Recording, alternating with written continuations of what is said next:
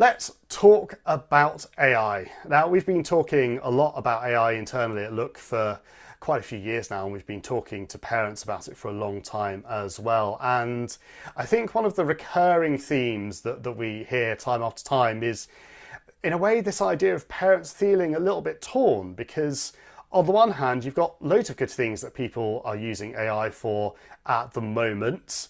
And there are lots of really great accessibility and independence angles that we'll be exploring a little bit later. So, lots of great things you can do with AI that are really empowering, but also torn because there are lots of safety and privacy concerns as well.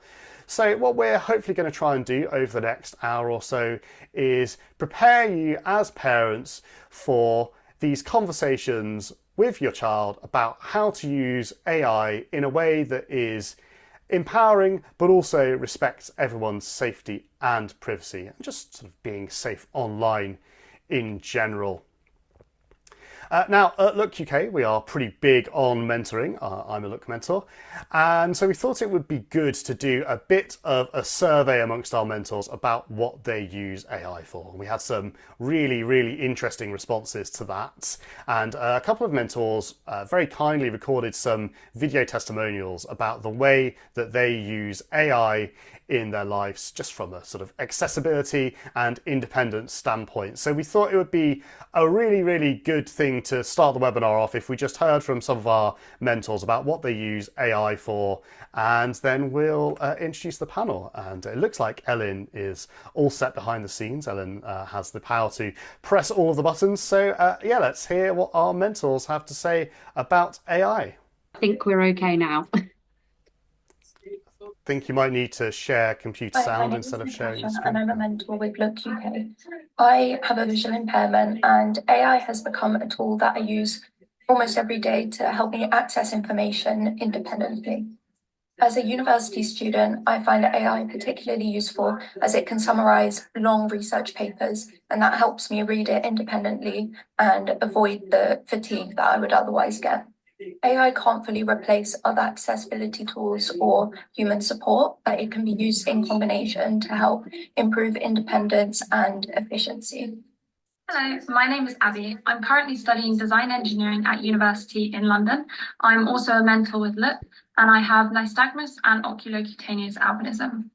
I use AI quite a lot in my day-to-day life. I find it really helpful for finding information. Previously, I would have Googled something, opened maybe 5, 10 different websites, skim read everything, trying to find the information that I actually wanted.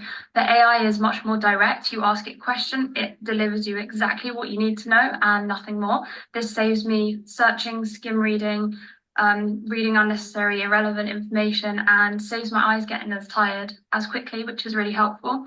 I also find AI that you can talk to quite good because it saves me, again, having to visually type it all out and read back what it's written to me. One of my university modules is actually using AI and learning how to use it as a tool. So I'm obviously using AI with that. And I find AI really helpful to spot errors and typos, especially for code or handing in assignments, where someone who's sighted might be able to spot things much more quickly. AI can very quickly identify the obvious errors and I can use that to fix it. I also use some study tools like Scholasty is really good. It summarizes reports and scientific publications. So instead of, again, skim reading the whole paper, I can now put something into Scholasty and it will give me like a paragraph summary. And I find, again, that really saves my eyes from trying to skim read massive amounts of information. So yeah, I find AI to be quite helpful generally, mainly because it saves my eyes reading things that I don't need to be reading, and spots errors that my eyes wouldn't be spotting. Hello. Hi, I'm Beth. I'm a mentor at Look, and as a visually impaired person, here are some ways that I use AI in my everyday life. I use apps such as Seeing AI and Be My Eyes, as well as some that are not specifically designed for visually impaired people to help me with reading and identifying things. So one example is when I'm cooking, I might use AI and take a picture of the packaging and say, tell me what the cooking instructions are for this. And another example is when I'm doing laundry, I'll take a picture of the label enclosed and say, how can I wash these? So whether the symbols, I find them really hard to identify, so the AI can help me with that. There's lots of other things that visually impaired people use AI for, but those are some examples that I use in my life. Look. supporting visually impaired young people to thrive. Thank you to all our lovely mentors there. Some really, really interesting uses there. Some great food for thought. Such a variety of things you can do with it. So great examples there, but actually still quite a few questions. I know I've got lots of questions and I'm sure you all do as well. But luckily we've assembled a panel of AI experts that are going to try and help us navigate the weird and wonderful world that is artificial intelligence. So let's do some panel introductions then.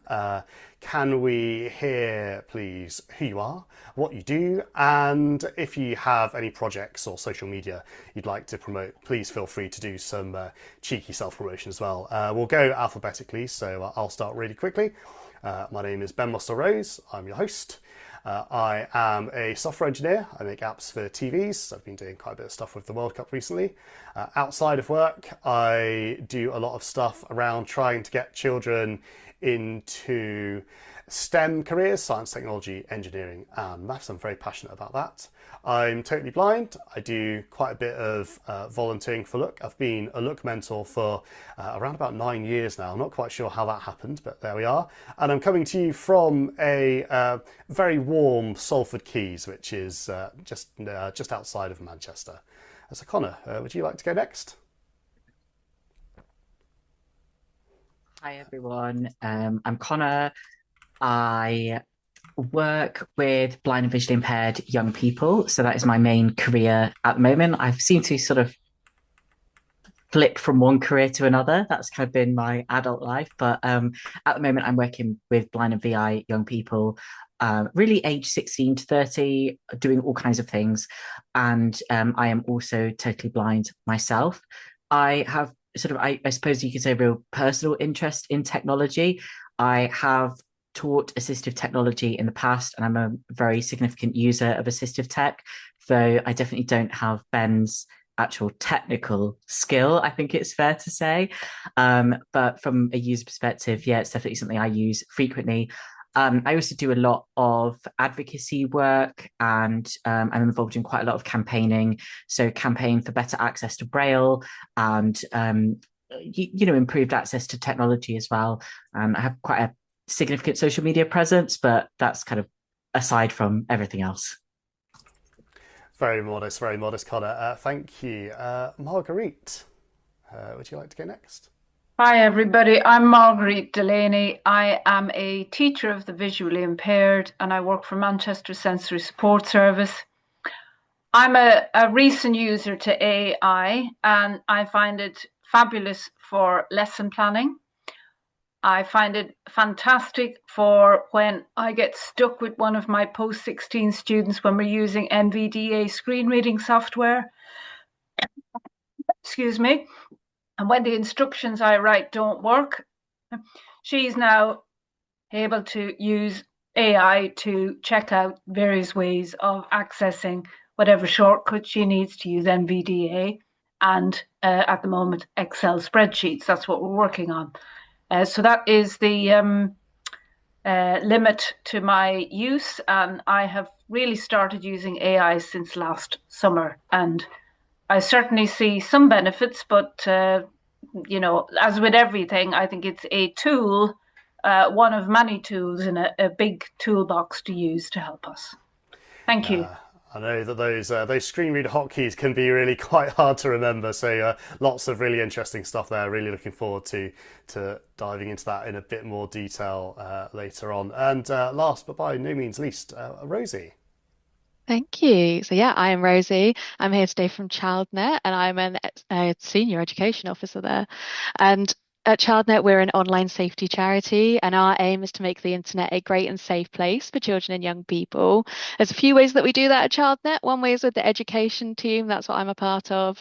And we go to schools across the UK, talk to children and young people from as young as 3 all the way up to 18, talk to parents and carers, and talk to teachers too about online safety. We also work with the internet industry to help them keep things safe for children and young people when they're online. And we host events, so like Safe for Internet Day every year in the UK is hosted by us. And also we host the ChildNet Film Competition, where young people make films for other young people to teach them about online safety. So yeah, I'm here today as a sort of online safety expert.